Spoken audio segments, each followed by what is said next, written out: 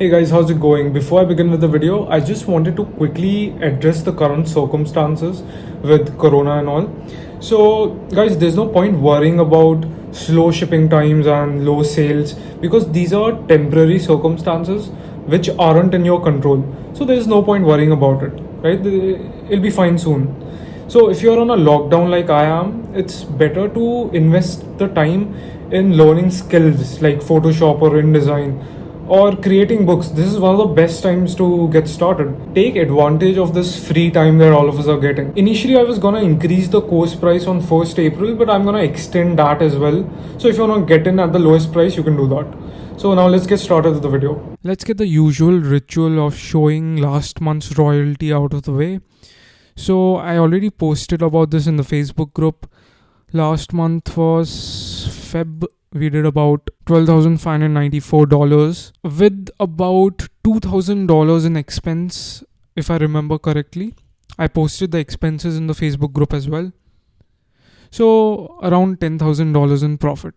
Alright, so in this video, we're gonna talk about some of the common mistakes people make when making a coloring book.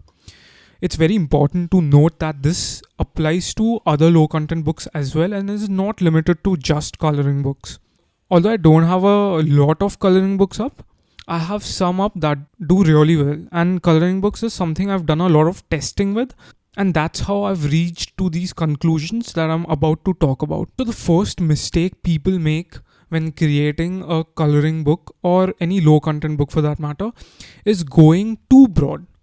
They go for some really generic broad niches. For example, unicorn coloring book for kids, or something like farm coloring book for kids.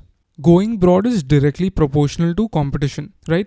So if you select a really broad niche, you'll have more competition, and hence it's harder to rank high unless you have hundreds of dollars to invest in ads. So I'm not saying that you can't make broad generic niches such as these work. You can, but you have to be willing to spend quite a bit of amount in ads to get it to rank high. So the solution is to niche down as much as you can. If you do have hundreds of dollars to invest in ads, and if you do choose to go for really broad generic niches, make sure that just do something so that it stands out amongst the crowd. Second most common mistake people make is basic interiors, right? So when it comes to coloring books or any other low content book for that matter, people are unwilling to invest at all, right? So if we talk about coloring books, they resort to some free tools to make their interiors. There are a lot of tools that help you convert a vector graphic into a line drawing of sorts. Now, a lot of gurus advocate for these free tools, right? Because no one likes to invest any sort of money up front. And if you can get it done for cheap, why not, right? But it's a horrible long-term strategy. See, whenever I'm testing a new category of books, I always make sure that I make a list of all the 1-star reviews so that I can see what the customers are complaining about and to figure out a way to get an edge over my competition. And so I've noticed that the most common reason for getting a 1-star review is customers complaining that the pages or illustrations are too generic or common. This is the number one reason people leave a 1-star review. So if you use these free tools and just create a basic interior, while you may make some money in the short term, it's a horrible long-term strategy because eventually you'll get a 1-star review which will ruin your ranking, and there goes all your advertising money and sweat equity. Hence, if you can afford an illustrator, do that. If you are an illustrator yourself, then you're sorted.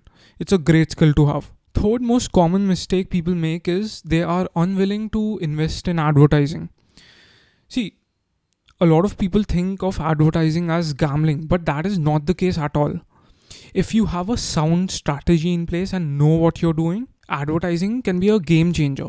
Through advertising, you are essentially reducing the amount of time that it would take for you to rank if you go the organic route.